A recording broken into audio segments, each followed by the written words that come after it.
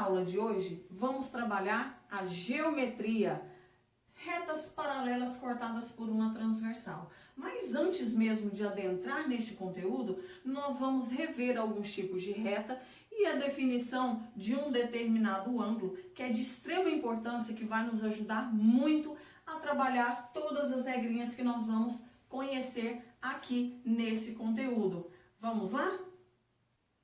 Vamos começar então com as definições, com os tipos de retas que nós temos. Relembrar. Retas paralelas são retas que não se cruzam, são retas que não possuem ponto em comum. E normalmente os exercícios trazem para mim essa representação. Ao falar isso no enunciado, você já tem que saber que as retas R e S são paralelas. Retas concorrentes são retas que se cruzam em um ponto comum, tem apenas um ponto comum entre elas.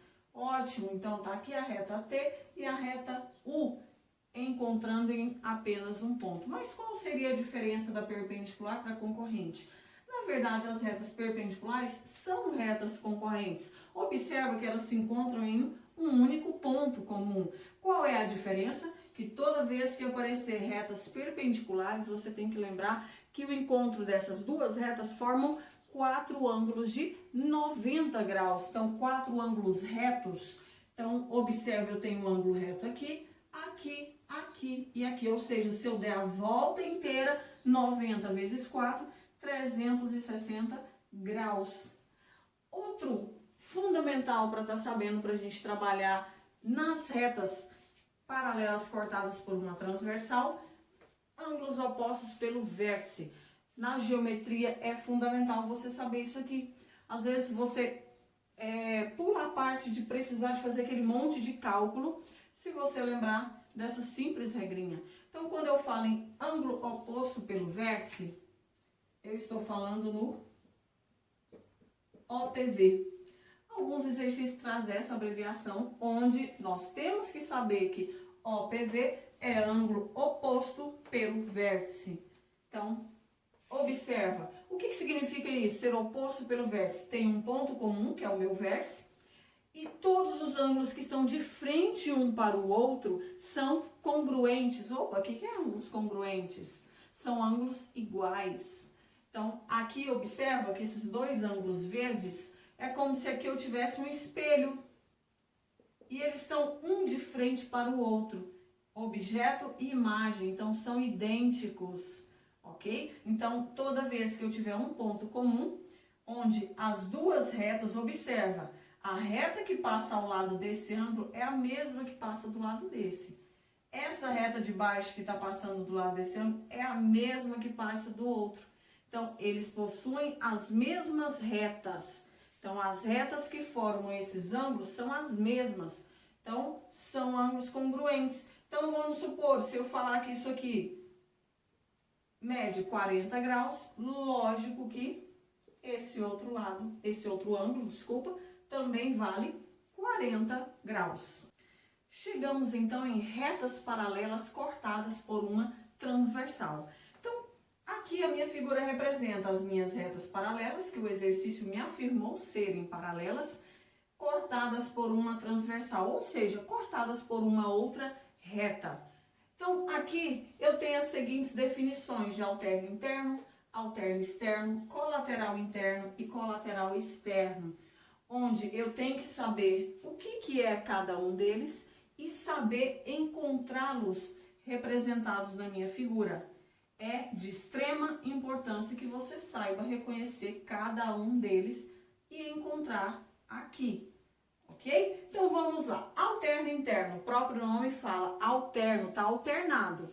São ângulos que tá de lados diferentes, mas referente a quê? Referente à minha transversal. Então, são ângulos que estão um do lado de cá e o outro do lado de cá. Quando eu falo em interno, eu não posso, de forma alguma, confundir isso. Interno é a parte interna das minhas retas paralelas. Eu costumo brincar com os meus alunos que é a parte de dentro de casa, que é como se fosse a minha casa. É a parte interna. Aqui eu estou na parte externa da minha casa.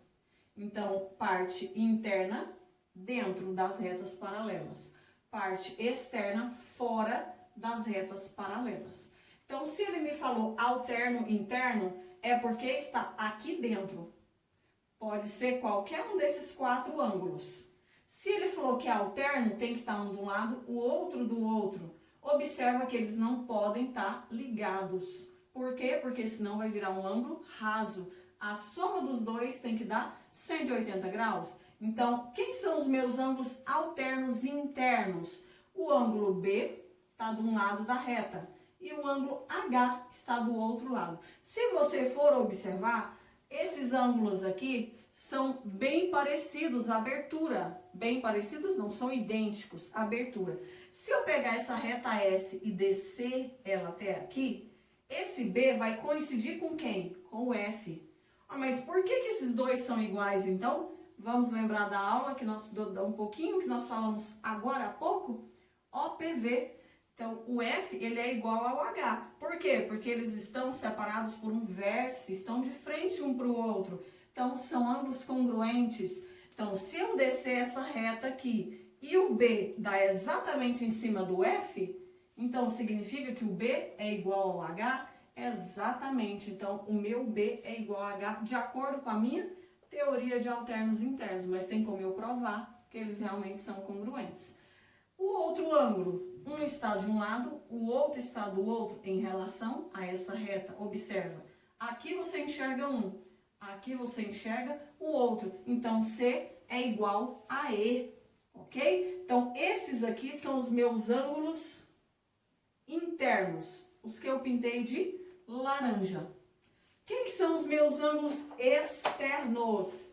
São os ângulos que eu vou pintar de verde. Esses são os meus ângulos externos. Então, observa, os de laranja tem que aparecer tanto para essa regra, quanto nessa regrinha.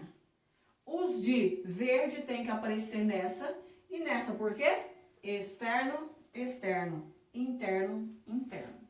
Ok? Então, vamos lá. Já vamos falar dessa outra parte que são internos também. Só que a diferença é que eles são colaterais. O que significa ângulos colaterais? Que estão do mesmo lado em relação à minha reta. Agora, ambos eu vou ter que enxergar os dois de cá, ó. Só que agora é diferente dos alternos. Quando eu falo em alterno, eu estou falando de ângulos congruentes. Quando eu falo em colaterais, eu estou falando em ângulos que somados vão ser iguais a 180 graus. Então, ou seja, quem aqui está dentro de casa, parte interna, o B e o E, que está do mesmo lado. Então, a soma dos dois é igual a 180 graus. Se eu for pensar do outro lado, C e o H são também ângulos que estão na parte interna. Somados, os dois são iguais a soma dos dois é igual a 180 graus. Vamos agora para alterno externo. Um de um lado, o outro do outro. Só que agora eu tenho que observar somente os ângulos verdes. Então, observa. De cá eu tenho o ângulo A e o F. Do lado de cá eu tenho o ângulo D e o G. Observa que se eu estou falando de alterno, tem que estar um de um lado e o outro do outro. Então, o D e o F são congruentes. O A e o G são congruentes, lados diferentes. Quando eles estão do mesmo lado, a soma tem que ser igual a 180, ou seja, o A está do mesmo lado que o F. Observe, eu não mudei de lado, os dois estão da direita. Então, A mais F tem que ser igual a 180 graus. Pensando do lado de cá, D mais G tem que ser igual a 180 graus. Também devo falar dos ângulos correspondentes. O que são ângulos correspondentes?